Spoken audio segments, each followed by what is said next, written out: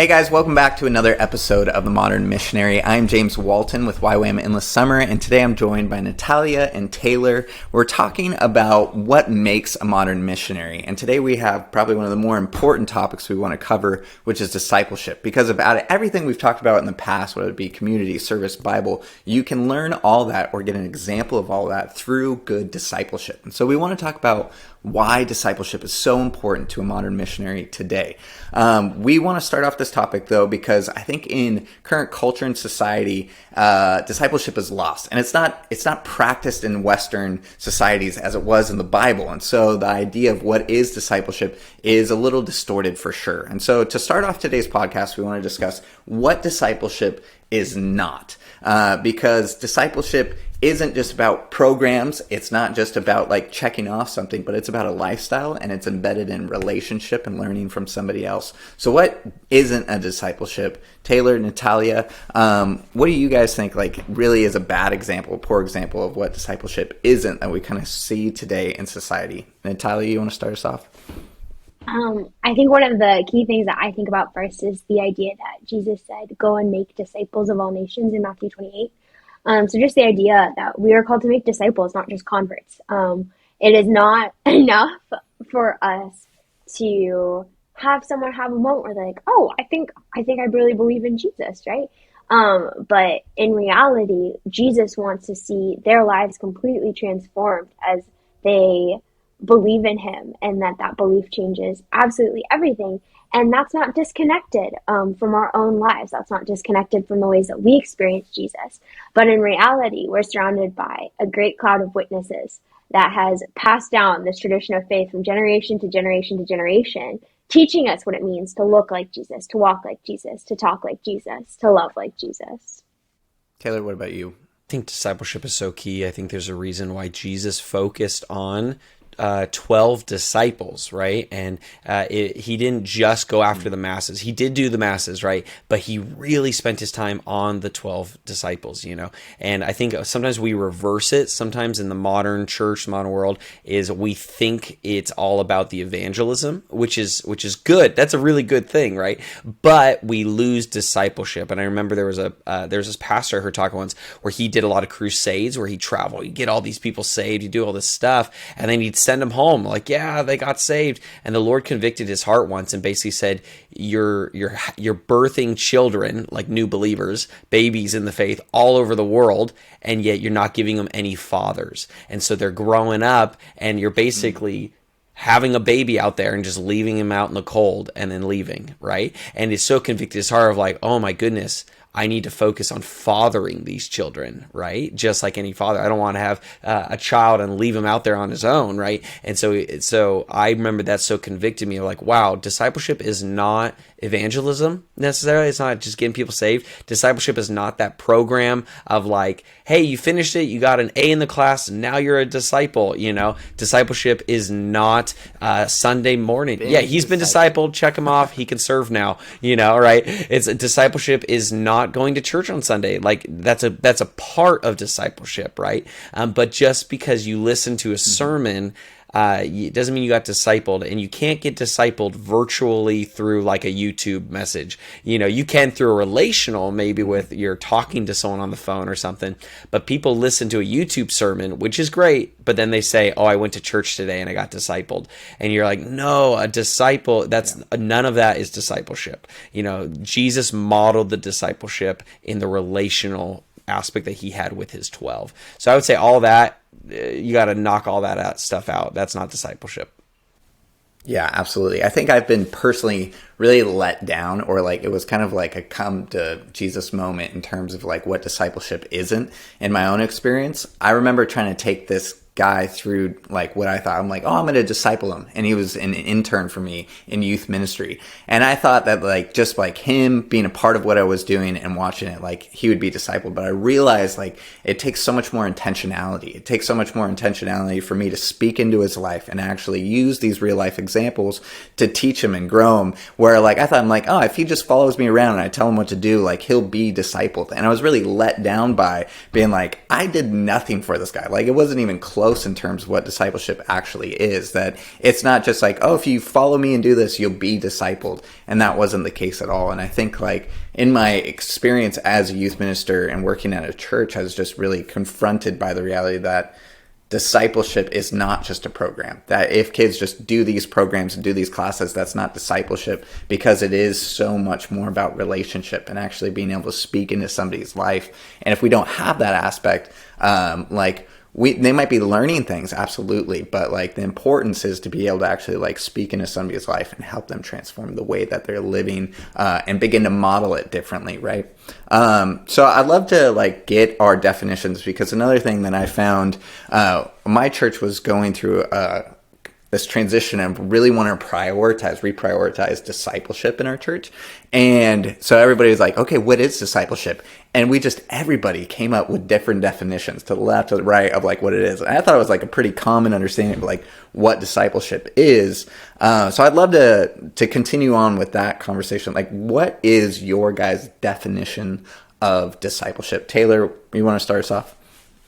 Yeah, no, that's a great question. That's so hard to come up with a one-liner, because so much is included in discipleship, And so, you can look at the original word. It means like someone who is a learner, someone who's like a pupil, someone who is like that kind of a disciple. But we can't put our first world view on that, because in our mind, that a learner, that means someone who like, oh, I taught you something and we met up for class and I taught you and you're good. But back then it was more, a disciple was way more like what you saw the disciples do with Jesus. They would pick a rabbi, they'd pick someone like that, and they would follow him. They'd live with him. They would do relationship with him, right? And he acted like a father figure, and then you look at Elisha and Elijah. Elisha left everything and followed Elijah and lived with him, served him, was mentored by him, sat around him by the fire, like did life with him, grew with him.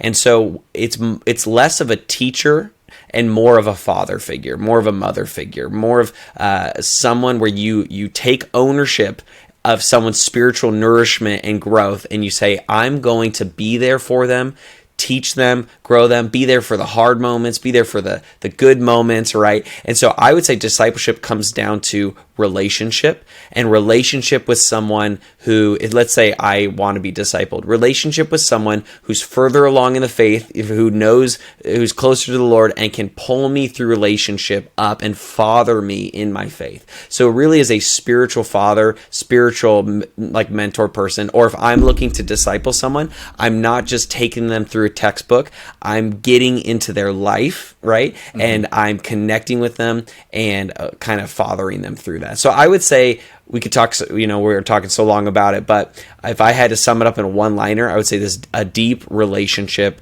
with someone who is further along in the faith than you, that can kind of get into the nitty-gritty of your life and help pull you closer to the Lord, And if you're a discipler, you're doing that for somebody else, But I'd love to hear what Natalia's definition of it is and kind of what she sees in it. What do you think, Natalia? This is the fun of not letting each other know beforehand. The good news is we're working off the same book, so we have similar answers. Right. But for me, it's kind of the idea of allowing my life to be formed by someone, or allowing my life to form someone. And what's really interesting is the core of discipleship. So like, think about Jesus, where he was in like the ancient Near East, right? In Israel, like the diaspora has happened. The Jewish tribes have been scattered from their like native land. They are an oppressed people. And for centuries and centuries of their tradition, they were an oral society. So that means they weren't writing things down and handing them out as a way to communicate and preserve information. They were telling stories and singing songs and performing dances that would help them remember and see this way of life, right? So what's so interesting is take that, put that into Jesus' day, where now they have text. A lot of things have been written down. Scribes are part of the tradition now, the people who keep records. But still, most people can't read at all. And I think sometimes we like to think that because we can read now, like we're a literate society, that we have this tool that they didn't have, that if they had, they would have just been discipled differently. But if we look at the core of what Jesus actually says about discipleship, it is about lives forming other lives. It is about seeing. And I think one of the verses I love to come back to is in 1 John 3, Beloved, now we are children of God, and it has appeared as yet what we will be. We know that when he appears, we will be like him because we will see him just as he is. So it's this idea that when we behold Jesus, we can't help but be transformed by that image. And that really is the thing of like any human relationship. Any person you are spending time investing in that relationship, anyone you love, you're going to become more like. Because there's a part of you that's like opened in that love to like receive and to be changed and affected by that person. And so at its core, we have to be able to see each other's lives, to know what it looks like to walk more in the way of Jesus.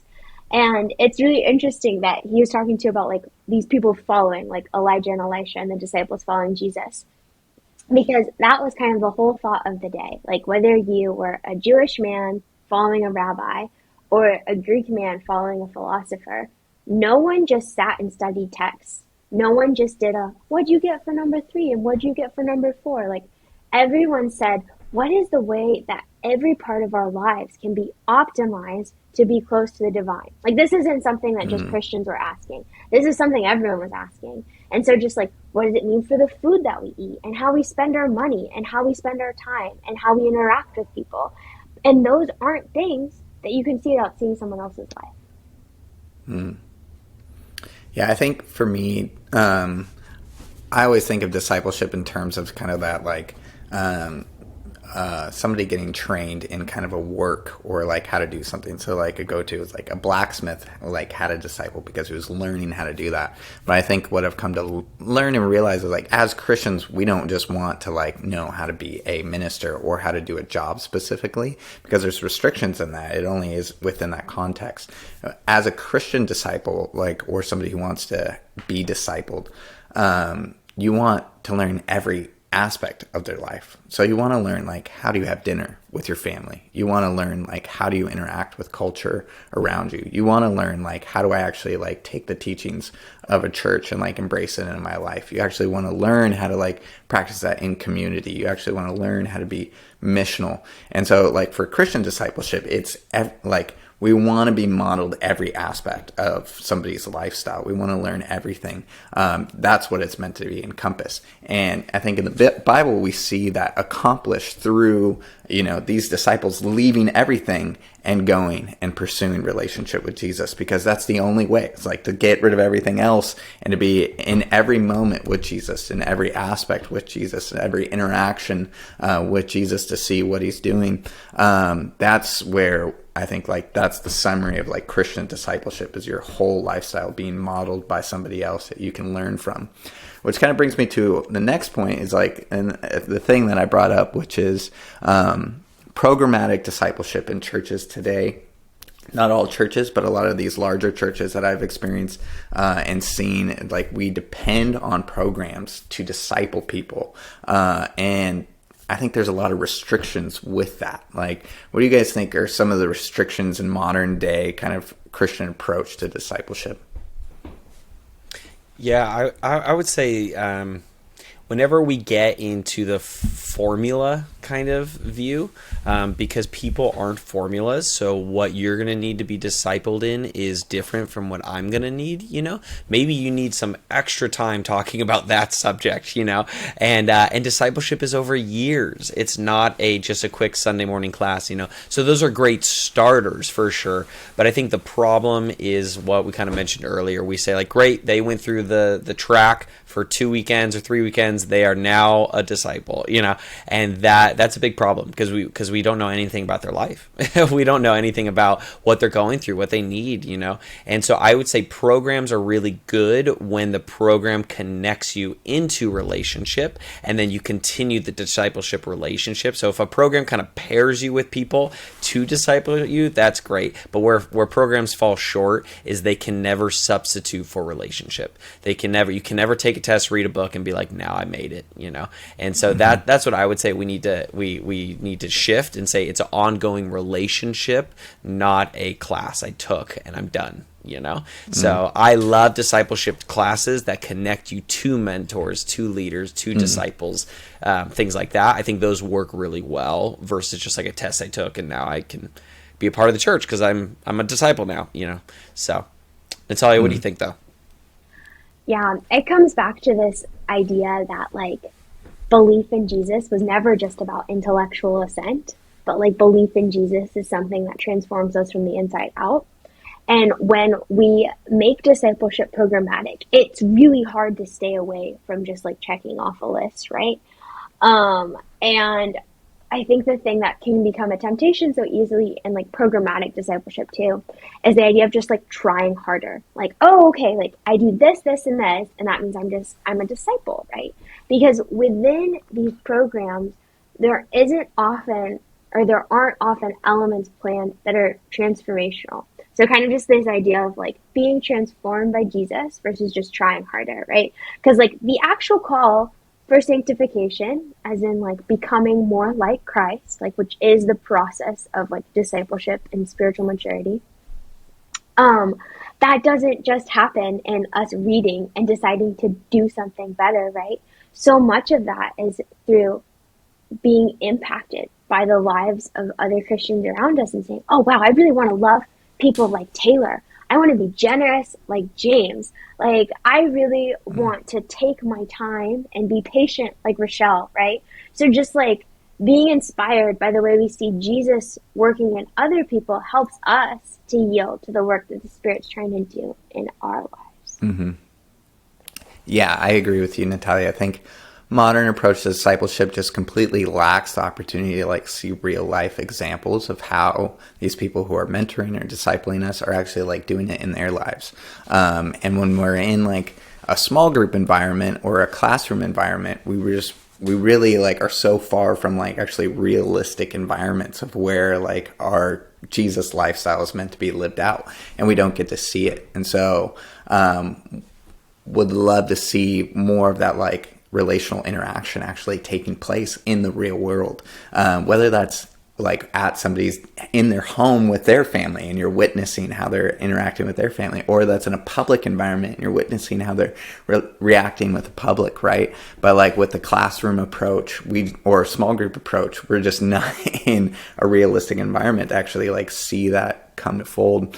One of the things that I love, so I'm really passionate about sport ministry, and I love sport ministry. And one of the reasons why is because the ability of sports to just like reveal an individual's character, right? Like when you're getting competitive, when you're losing, when things aren't going your way, it just reveals it so much. And that gives such an opportunity to actually speak into somebody's like something that's actually relevant, that's happening and how they handle things, and like bring in that transformation of like, look at this is happening. Like, how can you like do that differently? And it reveals it so much more because, you know, you can't hide it at that point in time. We're playing pickleball a couple weeks ago with my buddy Dylan, and he was kicking my butt and I was getting so pissed. And then like he was like rubbing it in my face. And just like that relational, you know, aspect of like this anger towards him and stuff. And it was it revealed so much, and it revealed so much in a safe context. Whereas like earlier that week, I actually had an interaction with like this guy on the volleyball court where he was being a jerk.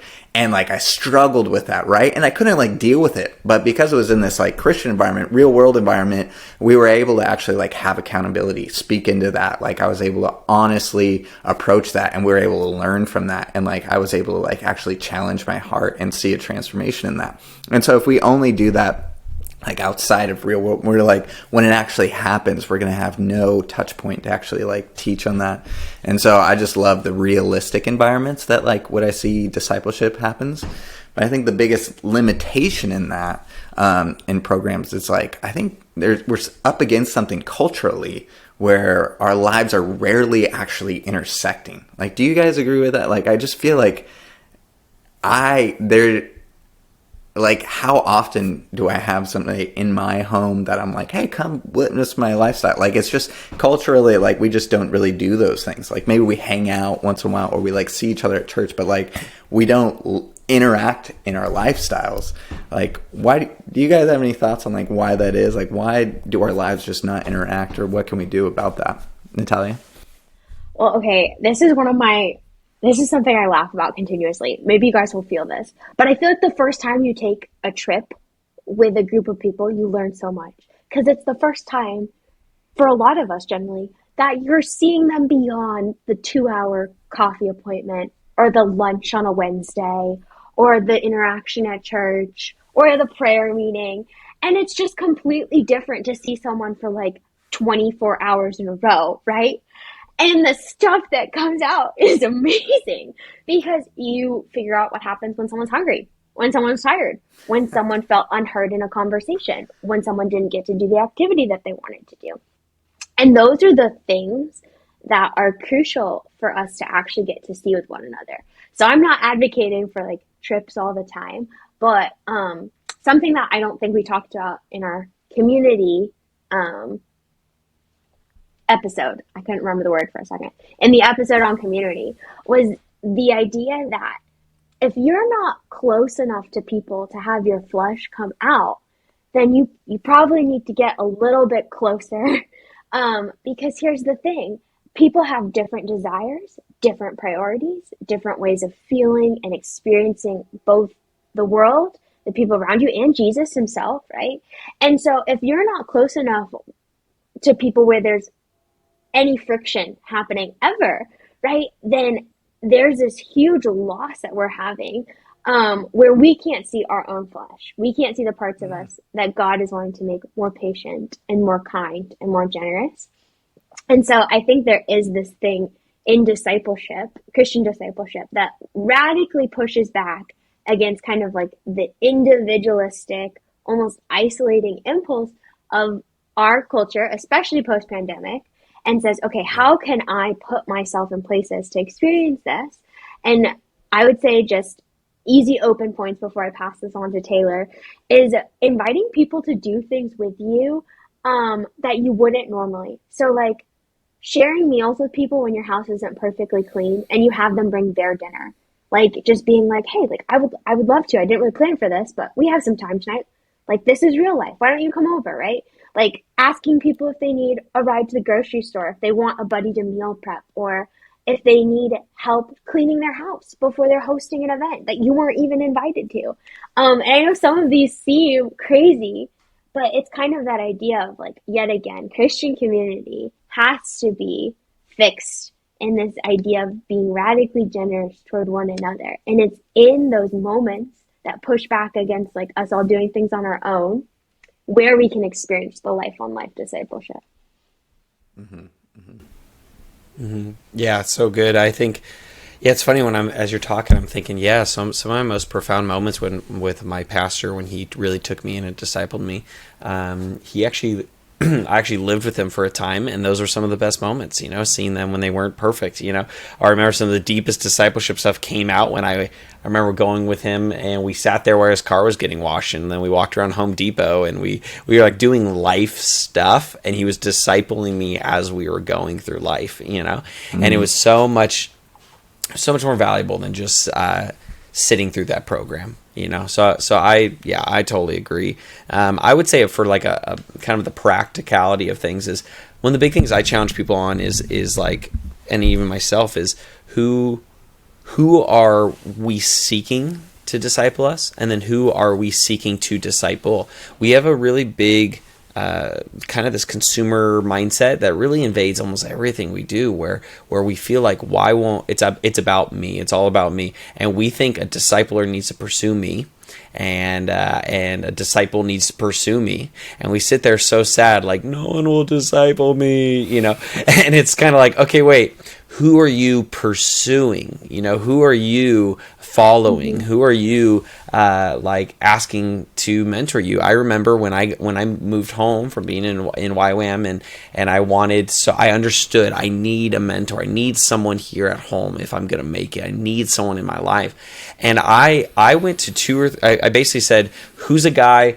who their life looks like how I want mine to look, in their faith, in their family, in their relationship with God and others. And there's probably 4 or 5 different men, and I I asked them, can I take you to lunch? Can I take you to coffee? Can I take you, right? And I was sad. The majority of them said no. The majority of them said they don't have time. They don't have, and rather than just getting sad and saying, there's no one for me, I just kept asking, right? And then finally I asked to take my pastor out, and I was meeting with him, and then he pursued me also and just said, I feel like, God told me I'm supposed to disciple you. Is that something you want? And I was thrilled, but it was like the 6th or 7th guy in line, and it was the one guy I never assumed. I thought the pastor was too busy for me. I never assumed that he would be the one to have time for me. And so just to let our audience know, pursue discipleship and find someone, and God's going to bring you the right person, but it might not be who you first thought. And then the reverse as well is, are you pursuing, just like pursuing a mentor, are you pursuing someone to disciple? Because we grow so fast when we're being discipled and we're discipling someone else. A lot of Christians believe they are not far enough along in the faith to disciple somebody else. But I've seen an 8th grader disciple a 4th grader. I've seen the idea is, if you are farther along and you can pour into somebody's life and you can bring them closer to Jesus, that it's okay. You find someone who maybe you've only been saved for like 5 years and you don't feel like you're that great at it, but maybe you have a friend who just got saved last week, and they need someone to meet with. So will you be in their life, and will you pour into them, and will you take them along this relational path of growing in Jesus, So that would be my solution, is replace a program with relationship and pursue a mentor, discipler, and pursue someone to disciple, and it's going to grow you so much, And I think, just to touch back on like Natalia's point that really popped out at me, is like, we live such Instagram picture perfect lifestyle of what we want to show people, but like that traveling together, or like people actually being in our lives, they need to be able to see past the surface level. And so I would say, like, something to measure discipleship is like, if the person if your relational interactions isn't beyond just like what they can see on your Instagram, it's not discipleship. Like, they need to be able to see past that. They need to see what's going on inside of your life. Otherwise, that's not real discipleship. Like, if you're able to like keep a front up to the person who's discipling you, or the person that you're discipling, I'm going to say that's not true discipleship. Like, they need to be able to see your faults, and you need to be able to see theirs. Like, I think that's such an important aspect of discipleship in modern day, is like, we need to know that people are broken, and then how they interact with that brokenness, how they handle that. Like, that's an important aspect. I think culture is missing in discipleship, or how we like live our lives right now, for sure. My next question is like, what does a discipleship accomplish? Like, what are the things like, this relational kind of learning, like, from somebody, like, what is that fulfilling? What doors of that are opening up? And I'd love to hear kind of some personal examples of that from each of your guys' life. But like, what has discipleship accomplished in your life, Taylor and Natalia? Yeah, I would say discipleship transformed my life. It was really, like I said, when I came back and I connected with my pastor, it's been 10 years now, and it matured me in the faith. It grew me. It taught me about marriage. It taught me about dating. It taught me about finances. It taught me about how to lead, how to be a minister. It taught really everything. I can tie back to the Lord used people in my life who discipled me in areas to mature me. And I feel like if you want to mature in the faith, if you want to mature in your relationship, even as a person, that's what discipleship accomplishes. Like, you can't really mature alone in your room on your own. There's not a lot of like maturity happens in the context of like other people, of growing, of getting those ugly things that come out, and then you get someone to correct you on them, and you get pruned. That's how like a plant grows. When it gets pruned, it matures as someone is cutting it and shaping it. And so discipleship, it cuts you, it shapes you, but it matures you in the faith. So I would say, what did discipleship accomplish in my life? Maturity. It grew me, it created a sustainable faith in my life, where my faith was not just about me consuming knowledge about God and the Bible, but actually flushing it out in everyday life. It taught me how to evangelize. We're in the store getting coffee, and all of a sudden my pastor starts praying for a stranger, and that taught me, oh my goodness, this is how you talk to somebody in the coffee shop, right? So just everything in my life could go back to different mentors, not even just one. I've had dozens, but different mentors in my life discipling me. So that's what it would come down for me, at least. Yeah. How about you, Natalia? What's discipleship done for you, and what have you seen it? I think one of the most fun things about discipleship, like coming back to kind of your definition of it, it's like being a mom or being a dad. You get all their quirks, all the best things, right? And some of the things that you're like, maybe I need to work on this myself, Really, really special to watching someone holding hands with Jesus to learn how to hold hands with Jesus, right? And I think one of the greatest blessings of my life, like a spiritual privilege, I'd call it, is that my mom and dad were my spiritual mom and dad. From the time I was probably old enough to realize this was happening, I knew my mom was getting up at 4:30 a.m. to pray for hours before any of us were awake, right? I knew my dad, when I'd come down the stairs in the morning, would be sitting there with his Bible open. I knew that they would invite anyone home for Thanksgiving and make a space for them and make them feel at home and loved and like they've always belonged. And so I think like that was one of the main things, obviously for me, is just getting to do life with my parents is such an incredible blessing, and just like a testimony to how precious it is to get to be a Christian parent, and be a spiritual mom or dad to your kids. And not everyone who was raised in a Christian home had that, nor was everyone raised in a Christian home. And so I think the voices outside of church were also really sweet. The first person who ever told me I didn't have a baby Holy Spirit, I think I was 8. And so I was getting up at 5:30 when I was 10 to pray, because I was not ready for 4:30 a.m. like my mom. But in 5th grade, I was leading a girls' Bible study, okay, how do we process the Word of God? How do we say, what does it mean for these people and what does it mean for us? How do we apply it? How do we pray for one another, right? And even taking that little initiative of making all my friends' moms carpool them to my house for a Bible study, right, helped me to grow so much as a Christian. Just in the fact of I have to prepare. I have to think about how I'm thinking about Jesus and how I communicate that. And if my actions line up with what I'm saying, because now these people that I go to school every day with will see that, right? And so I think we overcomplicate it as adults, but even as a 10-year-old, the same effects of discipling other people were still enriching my spiritual life with Jesus. One thing that discipleship accomplished for me was it really helped reveal the blind spots in my life, like the things that I had no idea that I was doing, right? And then having somebody who was watching my life be able to point that thing out. Where else does that happen? And it also needs to be the right environment, because unless I've given that person space to actually speak into that, I probably won't really hear them.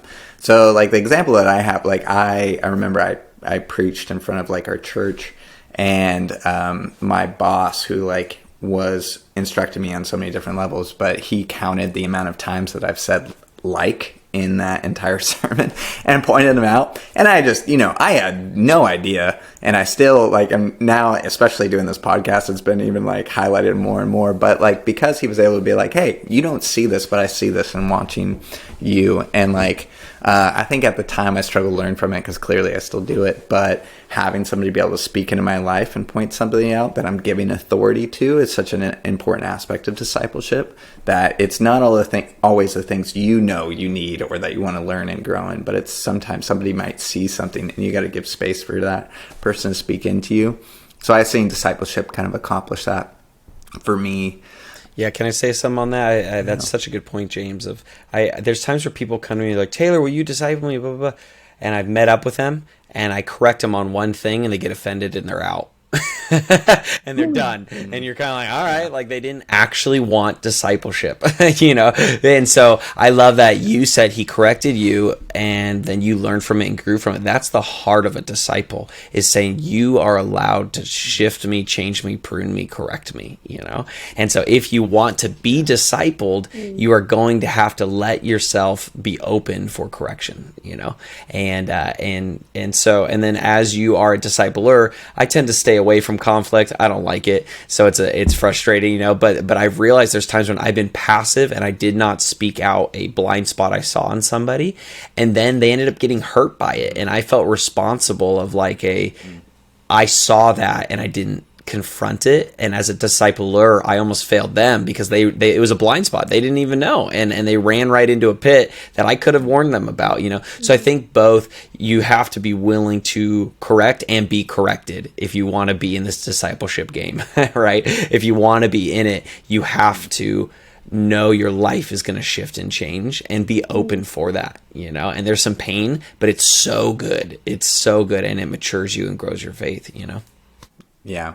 So kind of bringing this episode in for an end, I would love to what are some practical steps for our listeners to take towards either entering into discipleship or even starting to discipleship others? Let's get some examples from you guys.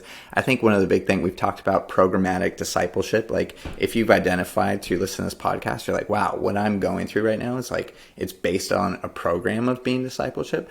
I'm not going to say quit that program, leave. I would just say take that program and try and make that program relational. So how can you connect with whoever's leading that to go a step further? Because just getting the curriculum, just listening to the group, it's not discipleship. But like I said earlier, they need to be able to see into your lives past the surface level, and you should be able to see into their lives past the surface level. So maybe ask that person can we go deeper? I would love to take this this discipleship a step further and go into a place of relational. I would say, so if you've identified I'm in a program, go into that a little bit further. YWAM does a discipleship training school, you know, and I think for me, I'm oh, that's discipleship. But in retrospect, what I realized, it's it wasn't the program that was disciple. It was the relationships. It was the people in my life. It was living in community that was fulfilling this thing of discipleship. And that's such an important thing. So make sure you're prioritizing relationship in discipleship. You need to be discipled through relationship.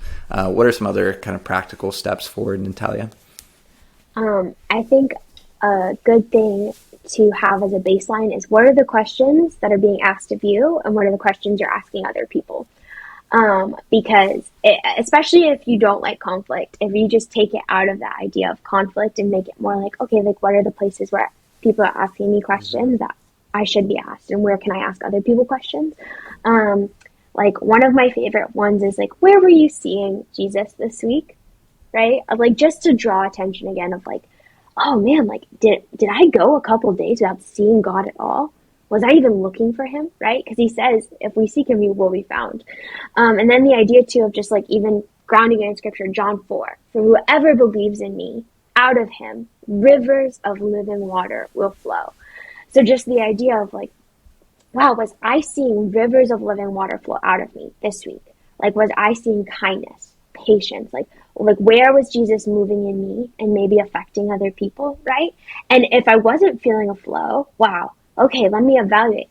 Was I pressing in to let God flow through me? Am I making myself available, whether in worship, in prayer, in reading the word, in community, to experience that? And so both having people asking you that question and then you asking other people that question is one of the simplest 5-10 minute ways that we can even pursue discipleship. No, that's so good. I had someone who just said, I want to meet up with you. I want to meet up with you. And then I have so many questions for you. And then it was funny. I met up with them and I couldn't remember half the questions. And they were just so what are you doing? Why do you want to meet? And I was oh, I just wanted to talk to you about stuff. And then they said, one of the greatest ways you can honor a mentor and a leader is coming with questions that you want to grow in, And so I love that, Natalia, that you're what are those questions you can actively ask? And so when I meet up with a mentor person, I come with questions. I honor their time, and I honor what they can give I'm gonna pull out as much as I can to learn from this moment. So going in with a teachable heart, and then if you're discipling someone else, come with questions as well, just like Natalia said, of where have you seen God in your life? Where have you come with ways where you're actively trying to pour into their life, For me, the biggest practical I could get, I think I've already said a few times, just to kind of keep reiterating that is so much of it to me I think comes down to pursuit. Get out of the mindset of somebody needs to pursue me. Get into the mindset of, if I want to be discipled, I will pursue someone to disciple me. And I refuse to get offended if 5, 6, 7 people say no. That means that they were not the one God had for me. So I'm going to keep going to someone else. And so keep pursuing, and pursue multiple. If you pursue one person, they're not Jesus, so they're going to have moments where they're unavailable or let you down, right? And the Bible says that there's wisdom in multitude, multiple counselors. So there's different people who disciple me in different areas of my life. And if one is in a busy season, I don't blame him. I can give him grace and call somebody else, is the idea. So they're still human. So pursue being discipled, and then pursue people you're discipling, and then also challenge your disciplers to disciple somebody else. Keep the disciple thing growing, So I would say intentionality in those times together, be intentional, and then and pursuit. I would say that's my biggest encouragement of how do you start. Yeah, I love what you just ended on there, Taylor. What a disciple, like true discipleship, is based upon like the person you're discipling somebody else. Because if it ends with the person you're teaching, you didn't like get a full like download into like what you're meant to do, right? Like it needs to flow to the next person, to the next person. It should be about taking somebody else along the journey that you went on. So absolutely. So listeners, we encourage you, find discipleship in your life, whether it is like if there's a place to start, like a program, but finding that mentor, seeking somebody. But discipleship is that like true accountability, like entering into somebody else's lifestyle. Let somebody else enter into your lifestyle to see. So awesome. Thanks for listening to this episode. We hope you guys join us for our next one in the Modern Missionary.